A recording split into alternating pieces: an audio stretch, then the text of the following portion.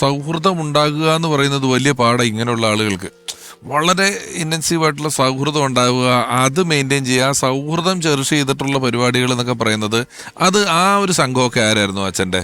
എഴുത്തുകാരുടെ ഇടയിൽ തിക്കോടിയൻ, കുഞ്ഞബ്ദുള്ള മാമൻ, പട്ടത്തുള്ള കരുണാകരൻ, MM ബഷീർ, ഇവരൊക്കെ ഒരു ഗ്രൂപ്പായിരുന്നു.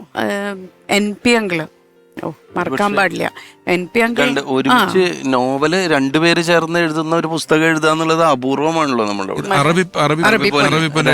എഴുതിയതല്ല. അപ്പൊ അത് ഞങ്ങള് ഇപ്പൊ NP അങ്കിളുടെ ഫാമിലിയും ഞങ്ങളുടെ ഫാമിലി, കുഞ്ഞബ്ദുള്ള മാമന്റെ ഫാമിലിയൊക്കെ ഒരു കുടുംബം പോലെയാണ് ഞങ്ങൾ കഴിഞ്ഞിരുന്നത് ഒരുപാട് കാലം. ഇപ്പോഴും അവരുടെ മക്കളായിട്ട് നമുക്ക് അടുപ്പമുണ്ട്. SK പൊറ്റക്കാടിനെ ഞാൻ കണ്ടിട്ടില്ല, പക്ഷെ അവരുടെ മകളായിട്ടൊക്കെ അടുപ്പുണ്ട്. അപ്പം ആ ഒരു കോഴിക്കോട്ടെ ആ ഒരു കൂട്ടായ്മ എന്തായാലും ഉണ്ടായിരുന്നു. പിന്നെ അതല്ലാതെ കുറേ നല്ല സുഹൃത്ത് ബന്ധങ്ങൾ ഉണ്ടായിരുന്നു അച്ഛന്. പക്ഷേ ഈ പറഞ്ഞ പോലെ വിരലിലെണ്ണാവുന്നവരാണെങ്കിലും വളരെ അടുത്ത ബന്ധമുള്ള ഒരു 5-6 ഫ്രണ്ട്സ് ഉണ്ടായിരുന്നു. ഇപ്പം ആരും ജീവിച്ചിരിപ്പില്ല. പക്ഷെ അവരാരും സാഹിത്യമായിട്ട് ഒരു ബന്ധമുള്ള ആളുകളല്ല, വായന മാത്രമുള്ള ആളുകളാണ്. പക്ഷെ എല്ലാവരും വേറെ വേറെ മേഖലയിലുള്ളായിരുന്ന ആളുകളാണ്. അപ്പം അങ്ങനെയുള്ള കുറച്ച് സുഹൃത്തുക്കൾ. അപ്പം അവരുടെ അടുത്തൊക്കെ ആകുമ്പോൾ വളരെ ഫ്രീ ആണ്,